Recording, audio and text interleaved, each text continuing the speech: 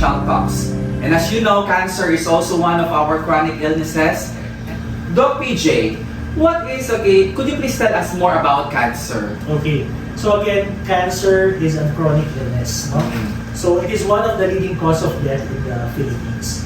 And according to a report back in 2020, there was an estimated 153,700 new cancer cases and 92,606 cancer deaths in the Philippines in 2020. So the most common cancers in the Philippines are number 1, lung cancer, syempre sa mga naninigarilyo, breast cancer, colorectal cancer, prostate cancer, and cervical cancer.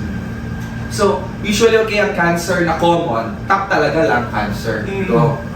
Okay. But when it comes to prognosis and with early treatment, mas matreat mo siya ng mas maaga, mas maganda daw ang prognosis ng breast cancer. No? Lalo na kapag stage 1 and stage 2 lang. Now, Doc, ang prostate cancer ay panlalaki lang. Tama po ba ako? Yes, lalaki lang. Lalaki lang naman ang may prostate cancer. Kaya kapag may babae may prostate yan, naku, Diyos ko, nasa Guinness Book of Records na yan.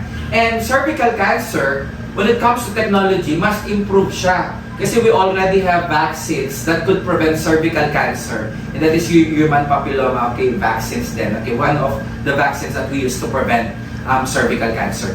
Doc, can we prevent really cancer? And what are the recommended modification, lifestyle modification on how to prevent cancer? Well, we cannot say na total prevention of cancer because there are some cancers which are hereditary, no? Yeah, so it's embedded in the genes. But yung mga non-modifiable risk factors, those are the things that we can do to reduce the risk of having cancer.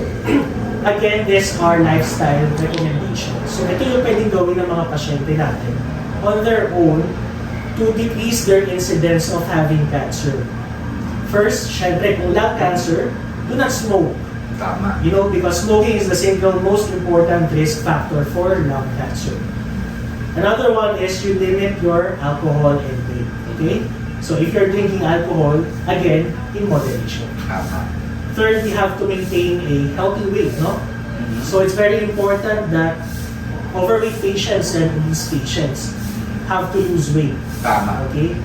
So next is that we have to be physically active. So the recommendation for physical activity is at least 150 minutes of moderate intensity aerobic activity or 75 minutes of vigorous intensity aerobic activity each week. Tama. Or minsan sinasabi ko at least 30 minutes a day, that will suffice, no, to make yourself physically active. Very important is again our topic, eating a healthy diet, no? So general recommendations, so we have to eat fruits, vegetables, and whole grains. Huwag kayong matatakot kapag sinabing whole grains, baka mahal yan, di ba? So when you say whole grains, ito lang yung mga foods which are very high in fiber. So madami naman tayong mga local options that we can actually use as a substitute yung mga mamahaling whole grains. Okay?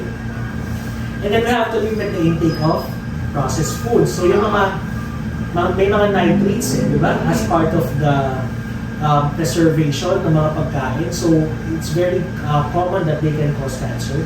Again, red meat and sugary drinks. Have you heard ngayon, sir, that aspartame in the news has been parang being studied as one of the common cause in cancer? Yeah, I think it was published by the WHO. Correct me if I'm wrong, if it's a WHO, but it has been in the news recently. Okay. And then very important is that to get your regular cancer screening. So if you have risk factor, when you say risk factor, family history of cancer, so you have to go back or punta kayo ng OGH and then have yourself checked for cancer screening. Wow. Okay? Diba? Okay. So Doc, usually, may tinatanong dyan, that smoking and lung cancer is the top of all the types of cancer. Kasi dati, may sigarilyong natural, may usok, magsisindi ka ng tinatawag dito ng apoy para manigarilyo. We have also vapes, and electric cigarette. That's based on the study could also same as the effect of, a normal cigarette. Well, actually, the vape also contains some nicotine. So it's nicotine talaga? May nicotine pa rin siya. Okay. Some of my patients will, nag-vape naman ako no? Pero may mga vape-related lung injuries na no? Na nakikita on recent studies. Yeah. And may mga konting amount pa rin siya ng nicotine. So, we cannot totally say that it can be a good substitute for cigarette or nicotine dependence. Nice. Okay. So, Doc, what are our preparations in order for us to comfort our patients if ever they have cancer? Because lifestyle modification, ang hirap niyan no?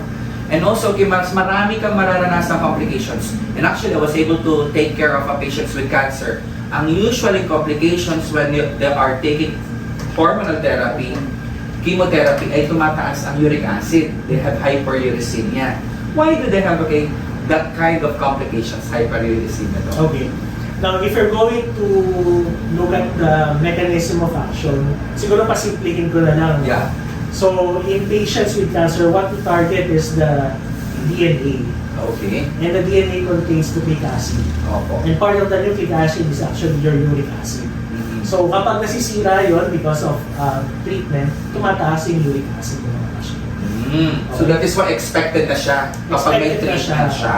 I also handle cancer patients because I'm palliative medicine as well. Mm-hmm. So I'm taking care of cancer patients in general. Pero yung mga late stage na siguro, for pain control and Palliative na. palliative na talaga. Okay.